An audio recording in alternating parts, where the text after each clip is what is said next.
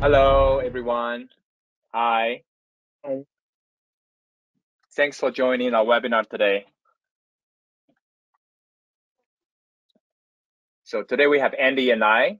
We will be presenting the NX Winners v5.0, which is the major release of the year. Yeah, very exciting time, right, Andy? Super exciting. Cannot wait to share Yeah. with you. Yeah, like when I joined like 4.5 years ago, it was 3.2.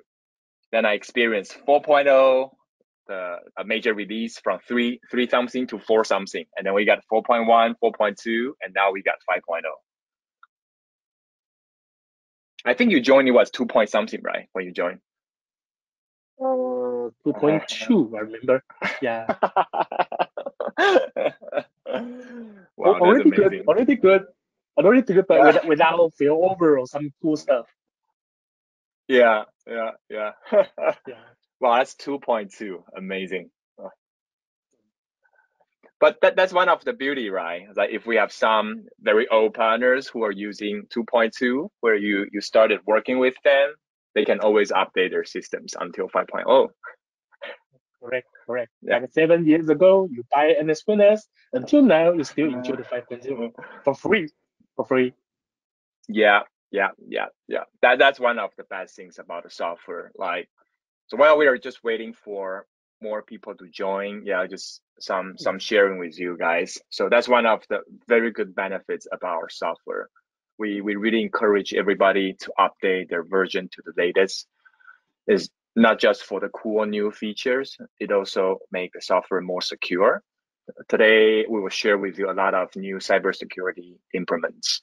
Yeah, so perhaps you already changed 1 or 2 times of your hardware when you're running the same software, but Yeah. having to upgrade all the time. Yeah.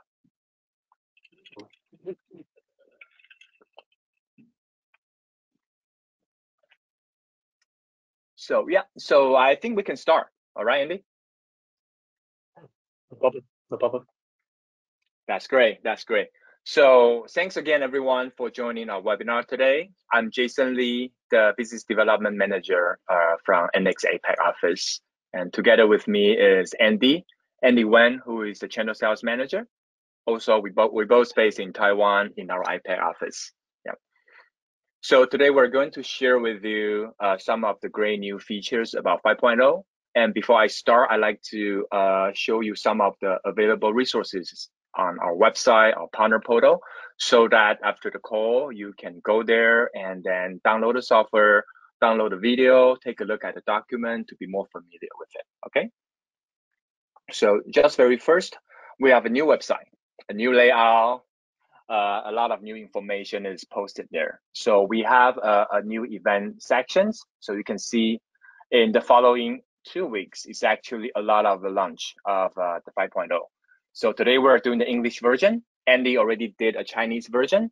And my colleague in Vietnam and Indonesia is going to make another 2 webinars. So if you are more familiar with the local language, like the Vietnamese or the Indonesian local language, we really encourage you to join their webinars as well. So you can visit our website and take a look at the available webinar about 5.0. Okay. And at the same time, we have also updated our solution brochure, cybersecurity brochure, according to 5.0. So please visit my.networkoptics.com. If you go to the content tools, under the brochure section, you can find all the latest updated brochure right there. Okay.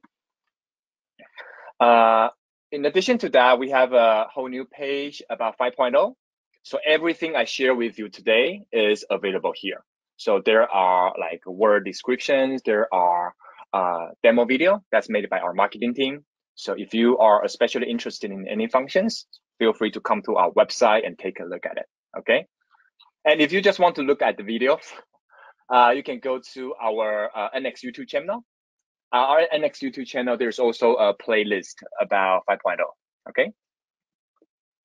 So let's get started.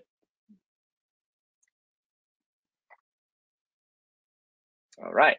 So NX Winners 5.0 is a whole new release from 4.2 to 5.0.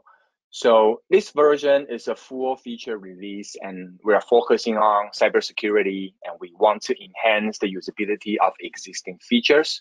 And we also provide more capabilities for multi-system architectures. I will skip this quick overview video, but if you want to use it, you can find it on our YouTube channel as well.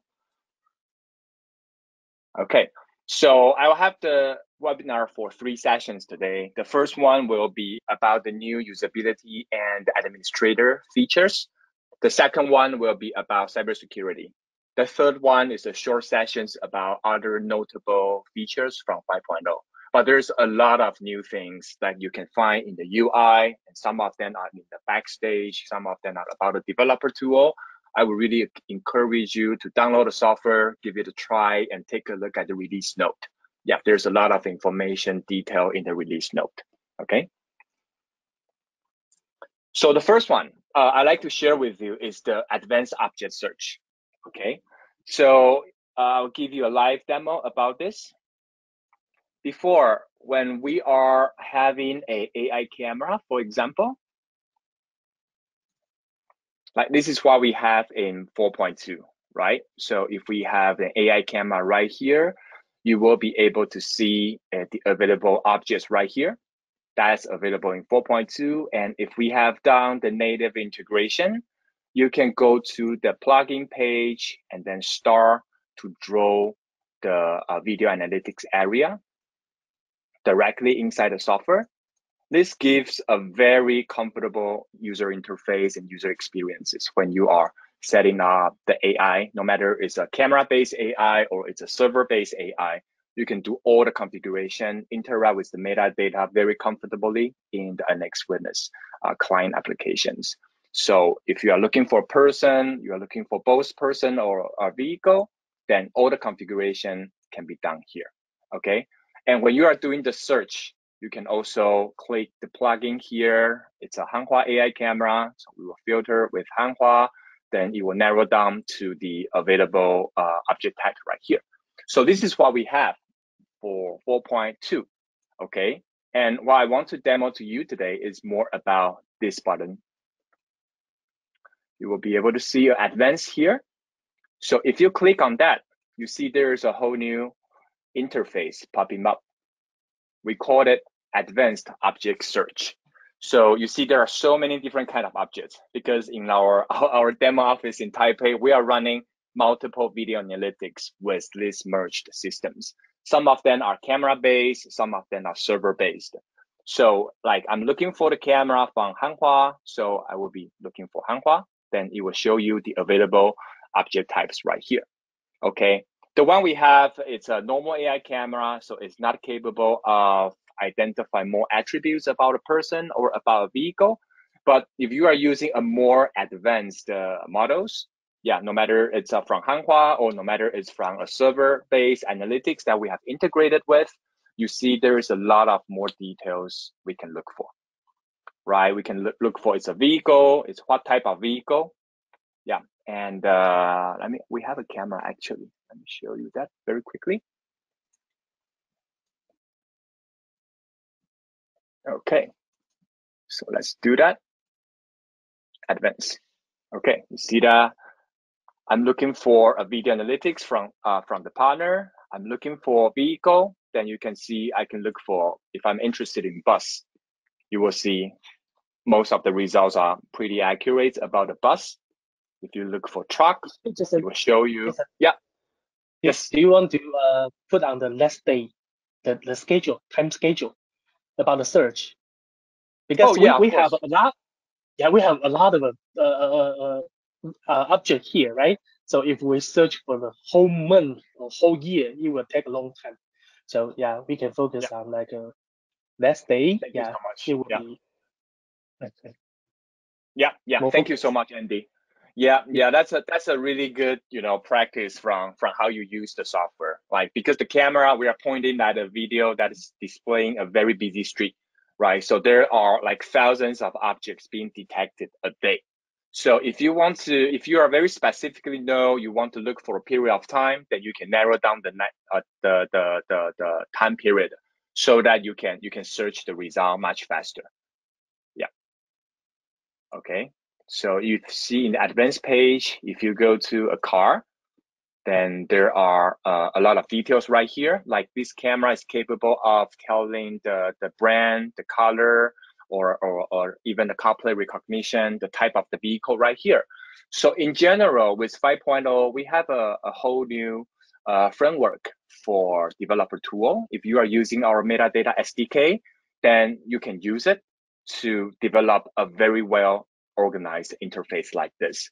So there's a framework for you to follow. Of course, different AI partner, you have your own types of object you want to classify. You have your own attributes you want to classify, right? So you can follow the framework, but replace those types of attributes to your own. For example, we have partner in Europe that are using AI to identify wild animal. Yeah, we have partner are focusing on construction site. So the result will be more about, for example, helmet, safety vest, safety belt, or other things like gun detection. There are different types. So right now, if you are an AI company or you are working with any AI company, they have a fantastic algorithm, but they might be struggling to offer a well-designed, beautiful UI. Then we have the framework ready. We will be the presentation there for the algorithm. Then your algorithm will be working in the backend. Then follow the framework. The user can use this amazing interface, I would say, yeah, to look for the different metadata very quickly. Okay, that's the first things.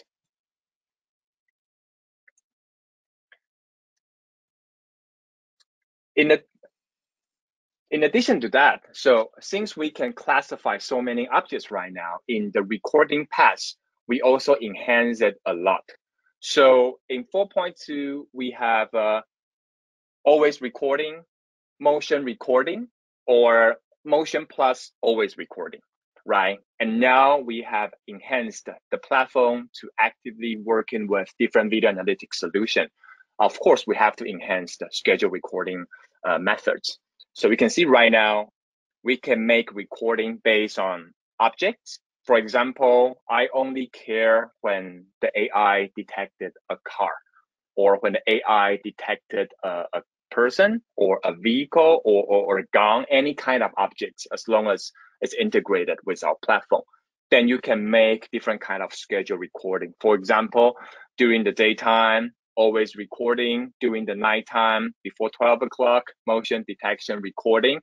From 12 in the midnight to 6 in the morning, you want to use just the AI to start to be the trigger of the recording, then now it's very flexible for you to use. Yeah. And later, I will also share with you another cool thing is we not only can make the recording based on objects, motion, or schedule, we also enhanced the backup capability of the VMS. So you can see right here, if the server is connected to a video analytics solution. Again, no matter it's a camera-based or it's a server-based, it both work. You can choose to back up all the archives or just the primary stream or just the secondary stream. That's why we have already in 4.2. With 5.0, we added new combinations for you to do the backup. You can see right here, I want to back up only objects, or in some events, we will create bookmark. It could be a manually create bookmark.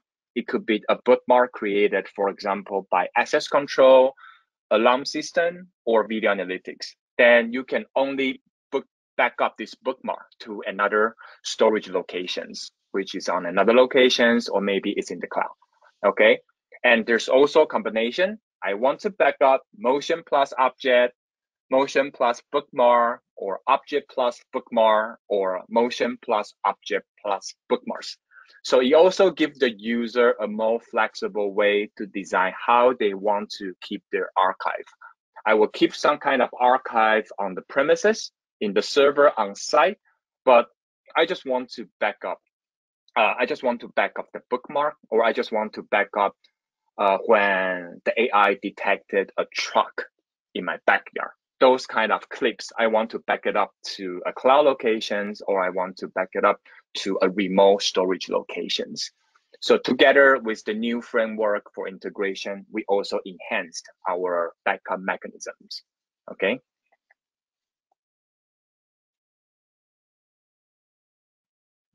And other than that,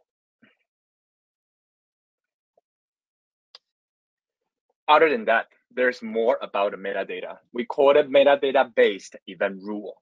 Yeah, so you can see the first session, I tried to put together all the related new functions about the metadata. So, okay, the metadata-based event rule means, like right now, we can create analytic event. For example, it's very popular and very common, a line crossing event, intrusion event, loitering event, facial recognition event. We already support all these kind of events, but maybe the user wants to be more specific. You can see on my monitor, for example, we have a new option called analytic object detected. So like the camera I was showing, it is capable to tell the make, the model, the color, even the car plate of a vehicle. So you can fine tune your events as when there's a car detected, not just a car, it's a Tesla car. It's a red Tesla car. When the AI detect these specific objects, then do something. For example, show a desktop notification for the operator. On the other hand, we can also set, when I detected a green truck, then you have to send a push mobile notification to some of the operator because he's looking for that. Okay, so we classified all those metadata into very details. No matter you want to use that for the main recording, you want to use that for the backup recording, you want to have a very comprehensive UI to click and play and search for that. You can even select very specific action rules that like I detected this object and with this attributes, please do something. Okay, so I think this is really cool because when we are talking about the edge, we're talking about the cloud, we are talking about the AI, to combine all these from different third parties, our software, our architecture, our frameworks are now ready to do very specific recording schedule, very specific event rules. Yeah. So I will give you a quick demo about what I just mentioned. Okay, so as usual, we try to keep the main interface the same so that you are still familiar with our UI, but for that, we were adding something new. Like here, it's also our schedule recording page, right? Now you can choose for objects. So you will see the color become yellow. That means I want to do only object related recording. And then you can also choose motion plus object. Then you can see this orange. So the way you use it is still the same, right? We just added some more options right here for you to do that. Okay. And about the backup page, if you right click on the server, you go to server setting, you will notice that we make the backup in individual options because there are more things for you to configure. Okay, and then you select that. If let's do that. Okay, then you can click on this. You will see, I want to back up all the archive, all the string, or just the low res string, and I want to back up all these available options I just mentioned to you. So it's still the same place, the same user behavior, but more options for you to choose. Okay. For the camera's rule setting as well. Here is something about the object and motion, because some people confused, right? They feel when there is an object, there should be a motion, right? But actually, it's not. I have a customer actually. He wants to monitor something so-called weapon warehouse, right? It's like a lot of lockers, right? And inside there are a lot of shotgun and gun, right? And they have an AI solution to monitor if there is a gun, right? So they want to record only when there is a gun, which means the gun is sitting there, no one use it, right? They want to record it to ensure everything is all right. The weapon is there, right? But if the policeman take the gun away and go to the job, right? And there's no gun there, okay, they don't do recording, right? So definitely it's not about motion. It's about object is there or not, right? So for this kind of purpose, this is good to use. Yeah. And on the other hand, like when you are using a new AI, you are not yet familiar with it, you are not that confident about the accuracy at the beginning, then you can enable motion plus objects. It's still better than using a full-time recording, but you have motion plus objects to help you at the very beginning to lower down the possibility of losing an important moment that you didn't record. But maybe after 1 month, you find out, wow, it's pretty accurate, or the partner helped you to fine-tune the algorithm to make it very perfectly for your side, for that viewing angle, then you can just change the recording path to objects only, right? So there are different like kind of situations. You might want to choose different types of options right here. Yeah. Okay. So camera rule as well. Here we can add the rule. You see there's a new one, analytic object detected, right? Then we will pick a camera. For example, I believe we have a VivoTech camera right here looking at this one, right? So you will be able to see there are, this not belong to that. It's enabled with not this one, I'm sorry. I believe, let me pick this one. Okay, like this one. Yep. Finder. Okay, let me find where's the like these are the objects available for this camera. I apologize that we have too many engines in the server. So like this camera has its own camera-based analytics, but they also enable with software-based analytics. So it's one camera, multi-purposes. So then you can choose what kind of objects you are interested in.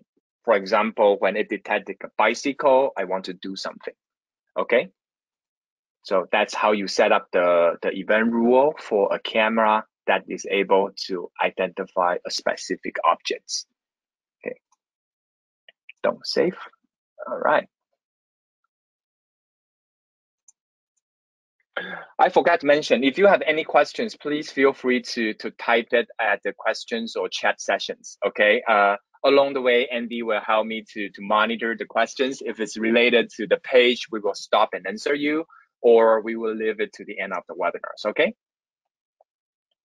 All right. So the other things, a new function is web page proxy via the server.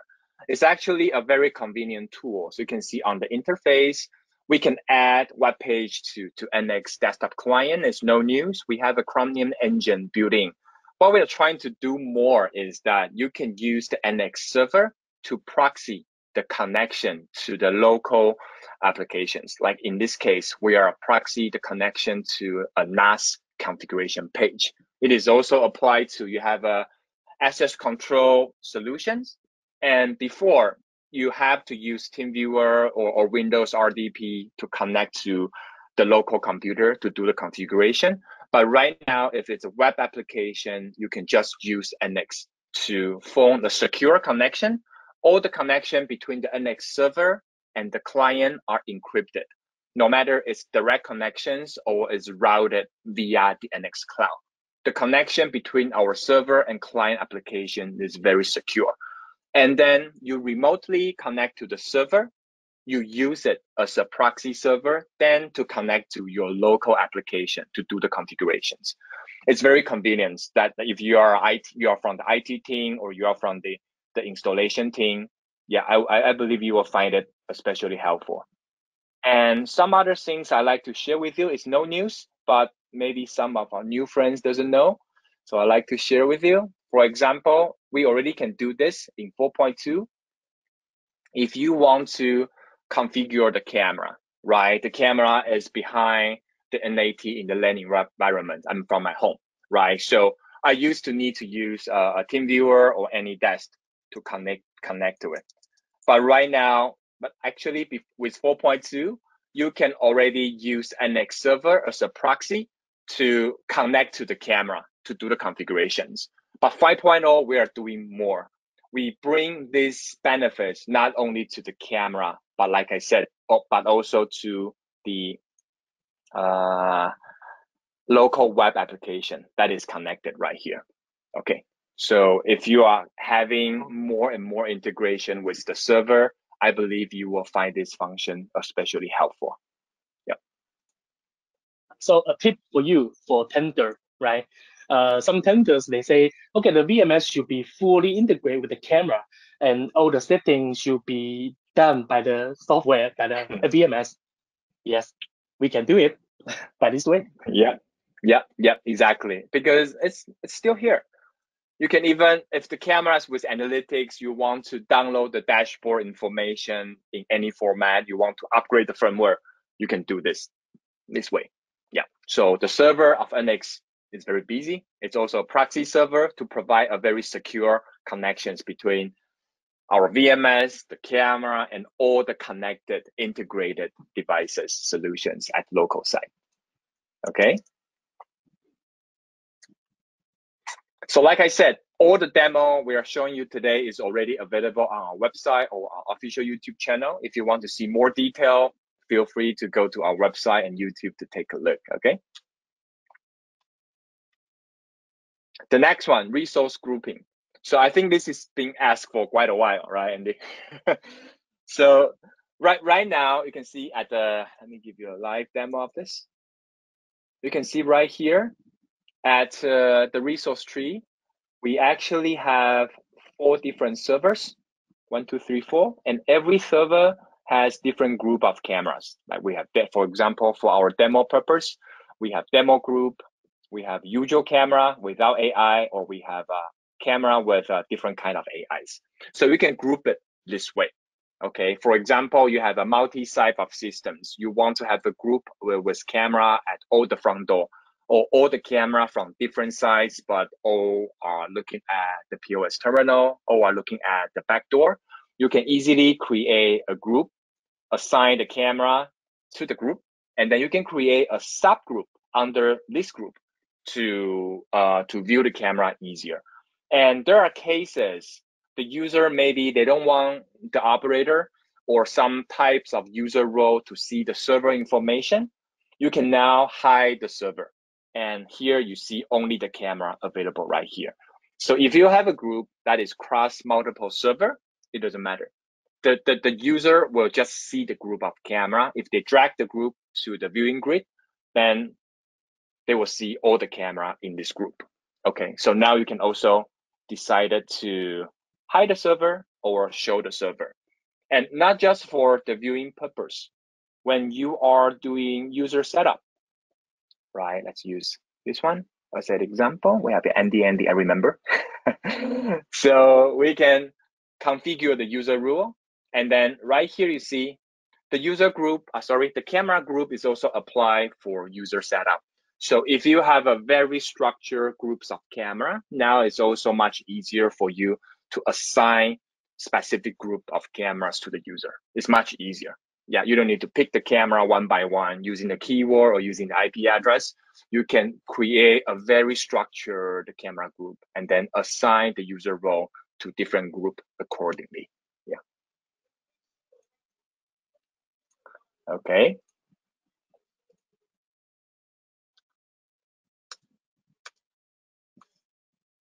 And this is also interesting functions, audio mappings. Okay, so at the camera setting, you see there is an enable audio, there's an enable two-way audio, which means enable audio means audio in from the camera, right? In two-way audio, of course, means audio in, audio out. Like you can talk to, the operator can talk to the client computer and then broadcast the audio to the camera speakers.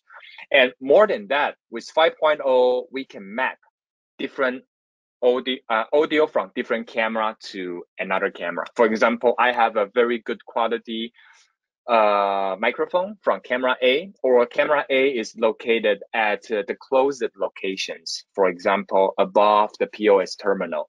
But I have other camera in the nearby area, and I want this camera all use the audio in from that camera A that is above the POS terminal, so that when I am viewing the playback, I always have the best possible audio in quality, right? So right now you can have the audio input from camera A and apply that for camera A, B, C, D. So when you are watching the live video, watching the playback, you have the video, but you always have a synchronized and best possible audio in. Okay, and this is also applicable for IP speaker. Like I have one IP speaker as the audio output, and I want to assign this audio output to multiple cameras so that when I do the broadcasting, I can broadcast it to multiple IP speaker related to multiple cameras at the same time. Yeah, we do see more and more requirements of that. Like I believe Andy did some interesting project in the interview room or the office room where the service deck will talk to the customers. Yeah, so they will require a very nice audio in functions like this. So 5.0 provide a more flexible way for the SI, for the user to design the video plus audio type of CG projects.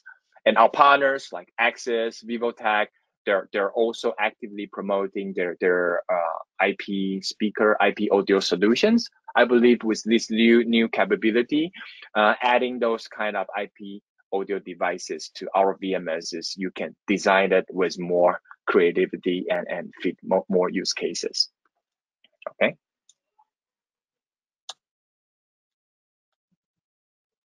Yeah, and this is also something very exciting. So we have a we have a server web admin, right? But before it's more for integration purpose and for you to view some of the informations, right? So let me connect to it.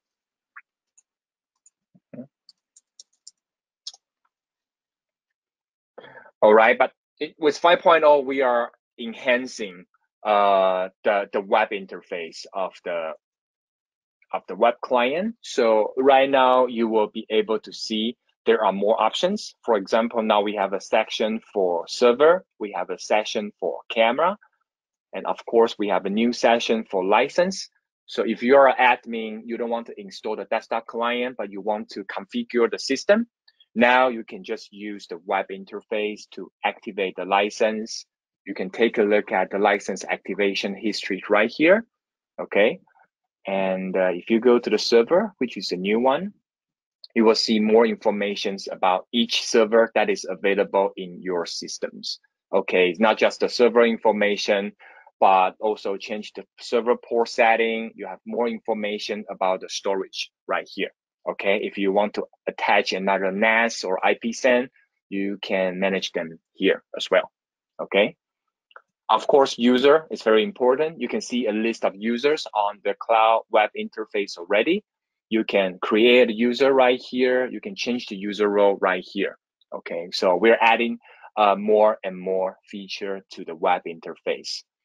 And at the information session, this is not new, but I want to share with some of our new friends that we also have a very detailed statistic informations about your system, including the servers in the system, cameras under each server, about your storage location. If you click on that, you can see more details right here. And all this information can be exported with our server API, okay? At the viewing as well, we can use the web client to view the video, and we're using HLS for the streaming. Before, there will be several seconds of latency, because HLS is not the perfect one for live streaming, right? But we are always trying to enhance the usability. So with 5.0, you will notice that the latencies on the web client is much lower compared to 4.2. Yeah. Okay.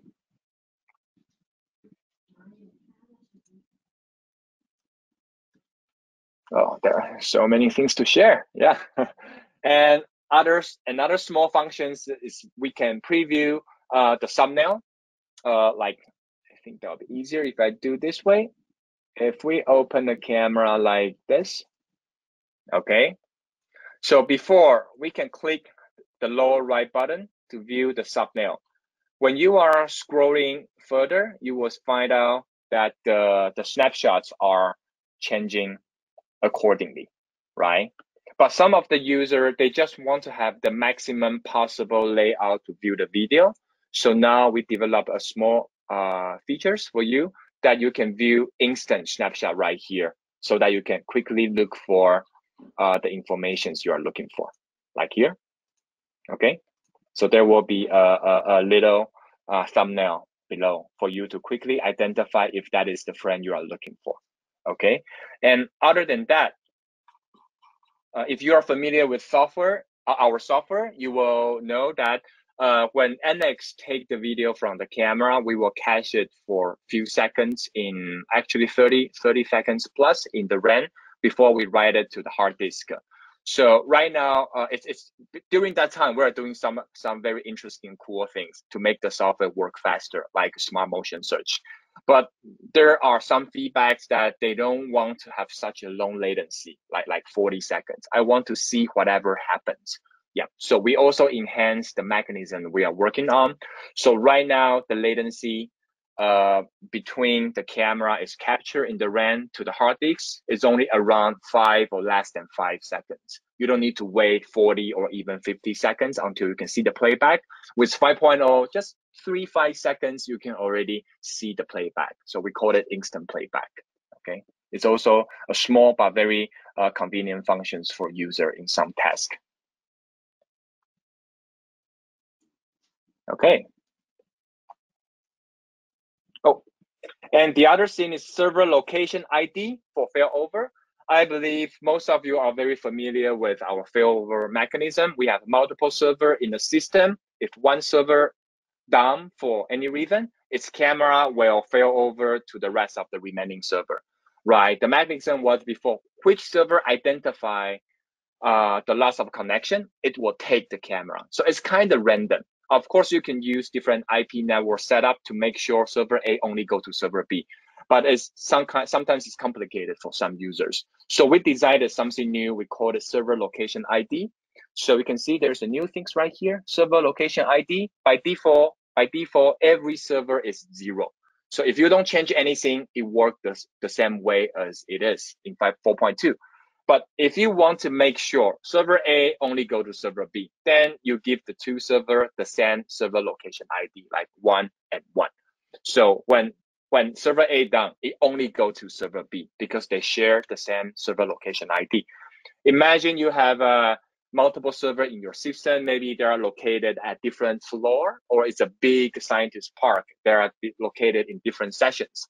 So you can group the servers inside a merge system to subgroup so that you can single login, see all the server, but when failover happens, then you can make sure these server only fail over with each other. It will not cross the network and then to fail over to another group of servers. Yeah. Okay.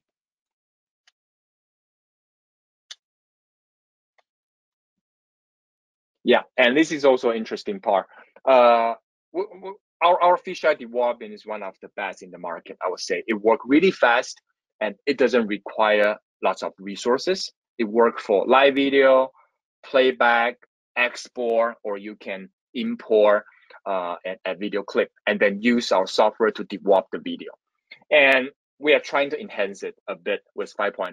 Like fisheye camera, even though it's viewing a run image, right? But there are still a center point for each fisheye cameras, like here, okay? So if you installed it improperly and you want to dewarp it and view the proper angle, unfortunately, you might need to, go up again and adjust the angle a little bit. Yeah. So right now we enhance it by adjusting the angle. You can see there is a thicker blue line right here.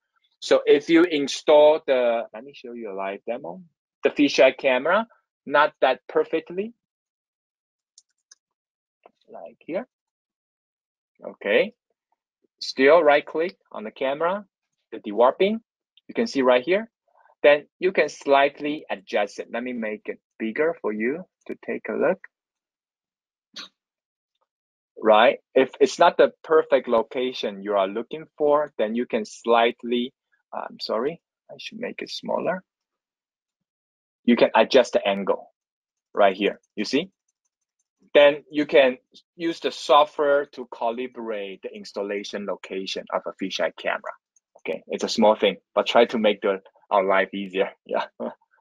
And other than fisheye camera, we can now also dewarp a VR360 camera. Let me give you a quick idea about what it is. So like this. Okay, not this one. This one. Yeah. Okay, so it's a camera with a dual fisheye lens. So you can see there's a more option right here. So once you do that, it's actually a common standard protocol called equirectangular. It's a 360 common protocol.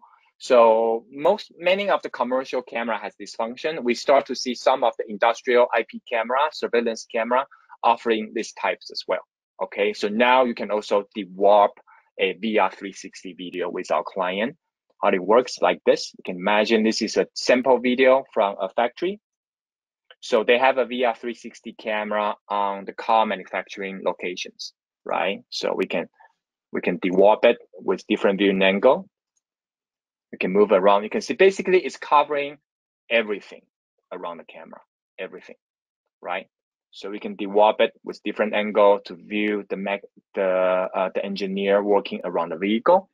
Yeah, like basically it's like the camera Google or Apple they use to capture the street to form a VR map. So now if you have a live video file or archive video clip that is supporting this protocol, then you can comfortably use it with our desktop client.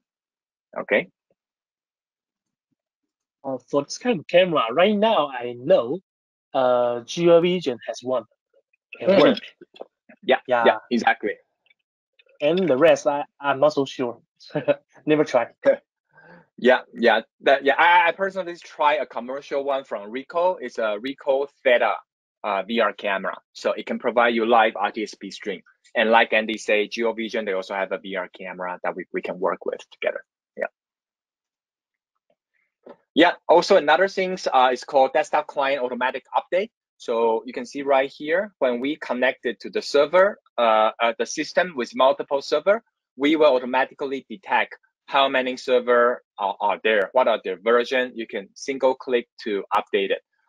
But sometimes there are some clients that are connected, but not there's no user in front of it. We just connected to broadcast the video on the monitor. So when you update the server, you also want to make sure all the connected client are updated at the same time. So now you see there's an advanced setting button right here. You can click that and say, I want to automatically update my client as well. So that as long as the client is connected while you press the update functions, not only the server, but also the client will be automatically updated. Yeah. Okay, so the second session is about new cybersecurity measurements. The first one is two-factor authentication. It's being asked for, I think in the recent 2 years, very often we got the question and request. And it's kind of become the common standard for enterprise software. You have to support two-factor authentications. So now with 5.0, we also support it. So you have to make sure your system is connected to NX Cloud. And after that, you go to the NX Cloud setup page. You will see a enable two-factor authentication options available right there. Let me show you a quick demo. I think I'm there already. If I go here, I go to Taipei. Yeah, where is that? Oh, right side on your account. Oh, sorry, on my account. Sorry. Yes, and the screen. I'm sorry. Yeah, yes, right here. Yes. Yeah, thank you, Andy. Yeah, so you can enable that, but you have to make sure when you enable that, every user who wants to connect to this has to use two-factor authentications. So if you are an admin, make sure you communicated with your users. Security sometimes comes with inconvenience, right? So we have this there. It's not enabled by default, but if you need to use it, you can find it very easy to enable it. And right now we support a multiple authentication tool like a Google Authenticator, Microsoft Authenticator, or Duo Mobile. Okay. All the setting and all the information, feel free to search network Optix on YouTube. right? We have a full introduction about this one, how to set things, how to use it, anything. Exactly. Like right here, there's also a video about how to set up the two-factor authentications. Okay. All right. The other thing is also being asked for a while is encrypted archive. So before we saved the archive to MKV format. So it's saved under a very deep down folders, right? So it's secure in some way. If you protect the OS level, the access right for the operating system well, then no one should be able to go to that folder and then to download the video files. But there are still concerns from time to time. And we all know cybersecurity become an issue. Yeah, so now it can be the .mkv file by default, but you can also simply press this button, archive encryption, to encrypt the archive you have. So once you encrypt the archive, it will look like this. Let me show you two things. This is before you encrypt it. Before you encrypt it, if someone get the access to go to the folder with the archive, they will be able to view it, okay? But if you encrypt it, you see, well, even they got an MKV file, they cannot play it. Yeah, so if someone want to watch it again, then again, it's not easy to watch it again. So you have to bring those archive to the NX server. You need to perform a reindex archive. When you are performing the reindex archive, you will be needing to key in the password you set. So it's not, like I said, it could be not that comfortable, not that easy for you to move around the archive to different servers. But if you want your system to be very secure, we really recommend you to encrypt the archive encryption. Because even someone has the access to the file, even someone has an NX desktop client, they cannot play it. You have to perform the reindex archive first, key in the proper password so that the video can be played. So it's very secure to protect your storage archives. Okay. Again, there's a video about it. Feel free to take a look at our website. And then the other things is also we added several options for you to increase the security level of your software. So let me open that page for you. So let's go to System Administrator. You will notice there's a new section called Security. Yeah, before these functions are spread across different setup modules, but we are centralizing them to this Security tab. Okay, so it includes communications between the server and client. It includes communication between the servers. It also includes communications between NX and a third-party applications. So in the past 2 months, we and our partner are enhancing our integration. Before, we are using a HTTP integration based on digest. But right now, by default, the integration or the communication we have with the third party become a so-called a barrel. Yeah, it's a more sophisticated protocol for two applications to work together. So if you notice the integration doesn't work after updated to 5.0, probably you will need to unclick something right here until we and our partner updated our integration to support the new authentication protocol. Okay, so you can see there is only HTTPS connection between server and camera. We only allow HTTPS connections between the servers or between NX client and the servers. Okay, so we're adding more and more mechanisms to protect the connections, and even the one I just showed you to protect the archive we just saved right here, archive encryptions. Yeah, okay.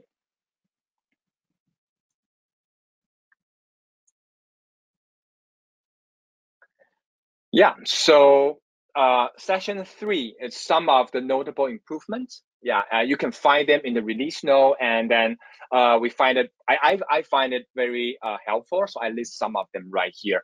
For example, there are some camera has more secure connections and they stream via HTTPS. So now we support this type of communication better. Yeah, and then we also updated our user manual. So we hope you find it helpful. For our new partners right here, it's a small thing, but I like to share with you. You see there's a question mark right here. You can click on that. If you are not familiar with anything, then you just go to click on the question mark first, and then click on this. And we will pop up a user manual. Then the manual will go to the proper page that you have questions with, okay? And we also enhanced the user manual to make it more helpful if you have any questions about how to use the software. Like this, I can go here, system admin, the email, I click on that, I click on this, it will pop up the email server setting. It's very easy for you to find the right page. You don't need to use Control F and then the keyword to find that. Just click the little question mark, okay? All right, and other than that, we have a slightly redesigned the resource tree so that it's much easier for you to find the systems belongs to you. You can add favorite system, you can add a cloud system so that you can filter down what you are looking for faster, okay? Okay, other thing that's like me, I'm using Mac, I'm using M1 Mac. Now we have a native version, client version for M1 Mac. With 4.2, if you are using a Mac, M1 Mac, you have to use Rosetta 2. So the performance is not the best. But right now we have a native version for M1 Macs for you to install. Yeah, so if you are using M1 Mac, you will find it work very well, okay? The last things I like to share with you, I think it's pretty cool, is the new client JavaScript API. So right now we have a REST HTTP-based API to interact with the server. We have 3 different kind of C++ SDK for you to integrate with metadata analytics, integrate with non-standard video streaming, to integrate with non-standard storage devices. But you will notice that all these integration are talking to our server applications. With 5.0, we introduced a new developer tool for our technology partner to interact with our client applications. I'll give you a quick demo about it. It's right here. We even prepare a lot of informations on our GitHub channel. Yeah, if you go to GitHub, search for Network Optix, you can find the codes right there, the reference code right there. Our developer tool are all open sourced for everybody to make great integrations with us. So like right here, this is a web applications we prepare. So you can put in the web application right here. In the advanced sections, remember to click the allow using client API, okay? After you've done that, let's find a live camera like this. You can click this. You can imagine this is a third-party web applications, like a map, okay? There's an icon on the map. When you click the icon, it will pop up a camera right here, okay? It's not just a live video. You can add it with different parameters. For example, I want to ask it to playback. Yeah, it happens to access control very often, right? I'm searching for a past event like this, like this, like this, like this, okay? And then I can say I want to play back it slowly. And then you say, okay. Then you will show up with the playback time we chose, and you see those cars are driving very slowly because we asked it to play back very slowly, okay? You can, if I move it, please take a look at here. You can even decide on which layout the camera should pop up. Like this used to be like -1, 1, and 1 times 1, right? If I move it around, the numbers are changing. If I make it bigger, the numbers will be changing. Okay, so this is a reference page for you and your partner to take a look. Then you can design a very cool, interesting integrations. I can already imagine if you are a GIS map provider, you have a fantastic dynamic map, and then you can add a camera or IO module icons to your map. And then before you can only like this. This is a map. This is an app from our government, right? Like before, you can only embed the video inside your map solutions like this. You click that, it refresh the videos right here, right? But right now, what you can do is that you click on this, then here will pop up a camera inside your NX Witness resources. So you can very easily integrate the map solution with the VMS. It feels like the same, right? You just click on the icon in the camera, then according to the logic you have behind, it will pull these resources from the resource tree. You can not only pull the live camera, if you take a look at this,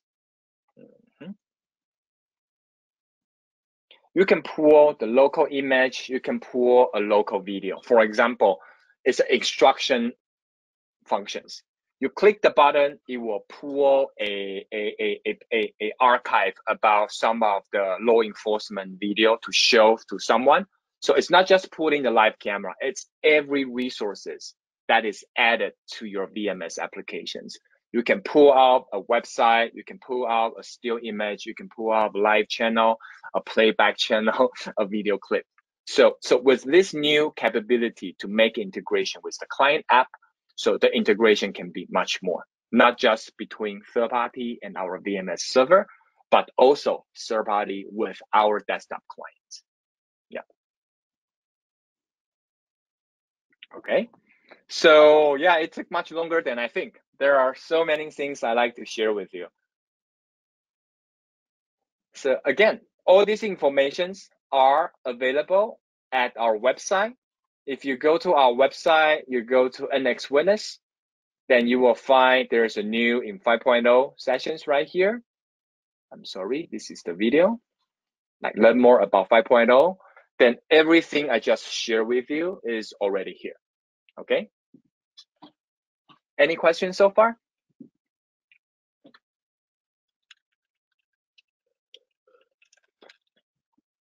I already replied some questions on the question dialog. So guys, you can check it out. If you have the same question, then there's answers. And any question, you can raise your hand, we can talk, or you can type in the question dialog, and we will reply. Yeah. Oh, I see a lot of questions right here. Sorry, I didn't notice this session. All right. Oh, Andy already answered most of it. Okay. Yeah. That's great. That's great. That's great. Yeah. So again, guys, it's a major release in the past few years. We've been migrating our software like from 4.0. We have a whole new framework to interact with metadata.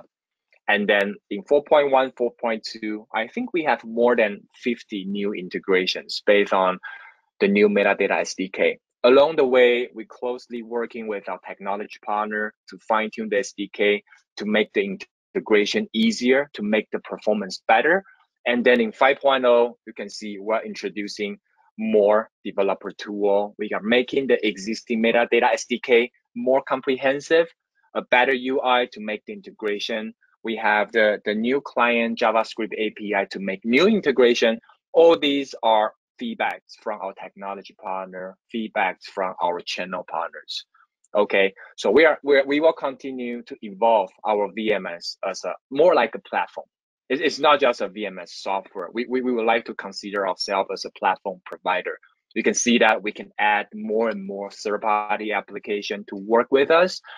We can control them directly via our client interface, or they can control us via our developer tool, right? We are trying to create a solution that can help everyone to make integration easier. So, okay. If you have any questions, feel free to reach out to Andy, reach out to me, or write an email to sales@networkoptix.com. We have also, you can see there's a contact us sections right here. We will be more than happy to hear from you. So we really encourage you to download the software, give it a try, and let us know how you think. Yeah, we like to hear feedback so that we can, make the future expansion more right on the targets. If you have any solution, come to integrate with us.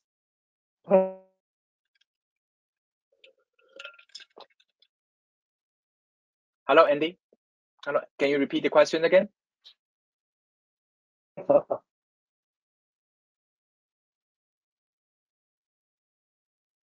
One more question. How to add module controller to integrate our MS apps? Yeah. Okay. I think I just reply here. For IO module, okay. Yeah, we have an IO module license, right? It supports. Jason, you can do it. Yeah. So there are two ways to add IO module to. Let me see. Where is our IO module? Do we have that? Yes, right here. Yeah. So there are two ways our software can interact with IO module. The first one, we support two brands of IO module, one from Axis, another from Advantech. So adding it, it's just like adding the IP camera, right? We can auto scan the IP to find it, or you can manually add it by keying its IP address. So if you are using the Axis or Advantech IO module, you can add it to the resource tree, then you can trigger the DI, DO, you can perform the rule automatically right here. This is with a license. However, there's also a way to use IO module with us without adding it to the resources. For example, just a very quick example. I like that one. Sean made a very interesting demo. Where is that? Is that a gate? Yeah, this one. So like here is also a connections with a IO module in our office, right? So you don't see the IO module in the resource tree. However, we can talk to the IO module via the APIs, right? So with this, you still connect to the IO module to the network, make it transparent for the VMS server. Then at the VMS server, we can create soft trigger. We can do HTTP requests like that. Then you key in the command line to the IO module. When you press the button, we will send this command line to the IO module, and then it will trigger related actions. Like the example here, I can close the gate, I can turn on the light, I can turn off the lights. So it's another way to work with IO modules. Both ways are possible. Yeah.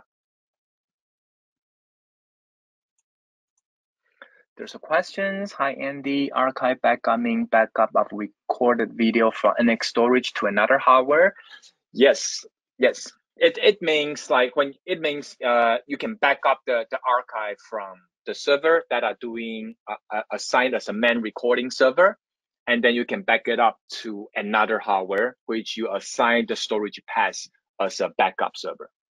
I think we have that here. Reserve, no, not it. Reserve, no, we didn't set it up. Reserve, no, we didn't set it up. Yeah, reserve. Oh, backup like this. Yeah, so you can see like this server, they are doing main recording right here in the E drive and F drive. And then we connect it to another storage path right here via SMB, and we set it as a backup drive. Yeah, so meaning recording will be here in the same computer, but if you back up, it's back up to another. Yeah. Is this still not about scheduling backup on specific time? Yes, I believe so. The backup option should still available to set up the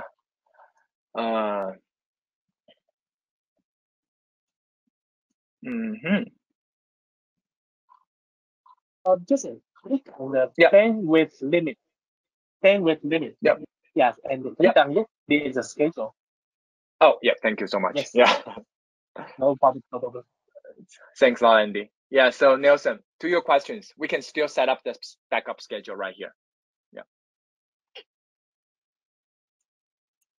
Okay. Can the system get object speed from AI camera?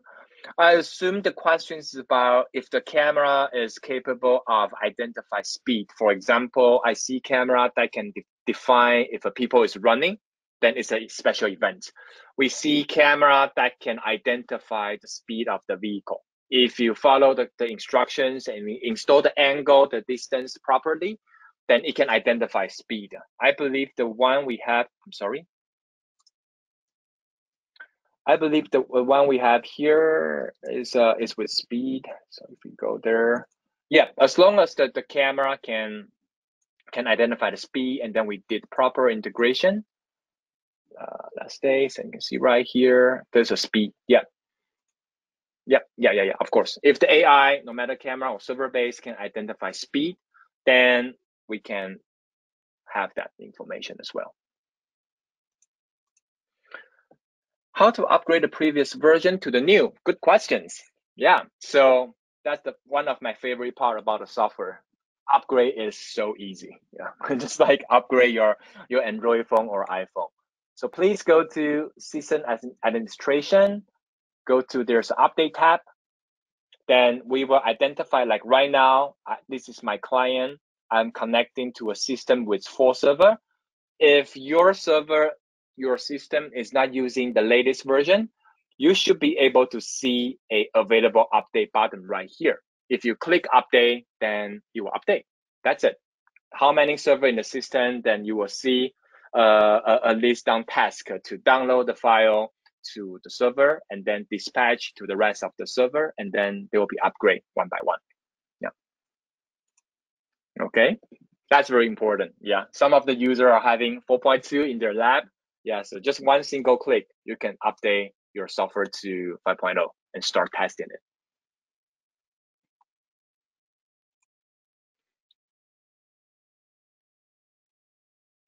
Update offline. Yeah, it's the same way to update the software offline.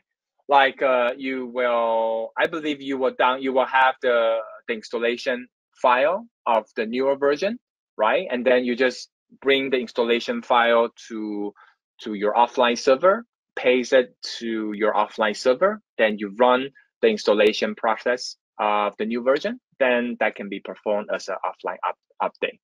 Yeah.